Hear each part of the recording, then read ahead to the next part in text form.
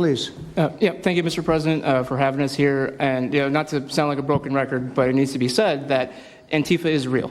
Yeah. It's real. It's a threat. I just saw them last weekend over in Portland while they're causing mayhem over there. And the reason why they're such a big problem is because we have Democrats and a lot of people in the mainstream media refusing to acknowledge that they even exist, right? So how can we as a country begin to address it is when you have large swaths of these people who are supposedly decision makers and people who are supposed to inform, they don't want to say that it exists. Because the common argument is like, well, they're not a real organization because there's no national leadership, they don't have a national headquarters, so how can law enforcement go after a group that doesn't exist like that? Well, law enforcement goes after criminal groups that organize to rob banks or do smash and grabs.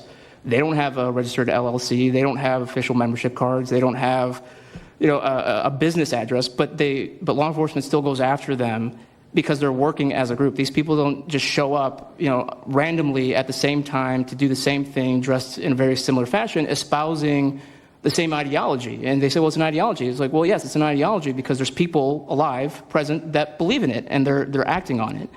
And so I've been very well aware of what Antifa's been doing. I was very busy during the riots in 2020. That was probably my most exposure to them prior to this year. I've been at the ICE facility at Broadview. I'm originally from the Chicagoland area, unfortunately, but that's where I grew up around. Like I said, I was in Portland. I was covering the riots in Los Angeles as well. And probably one of the most disturbing parts about that is, in addition to Antifa being present, they were tagging the streets with CJNG, which is Cartel Jalisco Nueva Generación, which is a cartel. So you have these people who are working basically in concert with other terrorist groups to say that we're here, we're present, and we're gonna attack federal agents and people who are gonna expose what we do. And so, to be clear, political violence, sustained political violence that we're seeing in this country is not a both sides issue. I was, I was at Charlie Kirk's memorial in Glendale recently. Conservative gathering, totally peaceful. It was the most peaceful gathering that I've been at. Every other time that I've been covering violence in the streets, just this year, just this year, it's always been from left-wing people, radical left-wing people.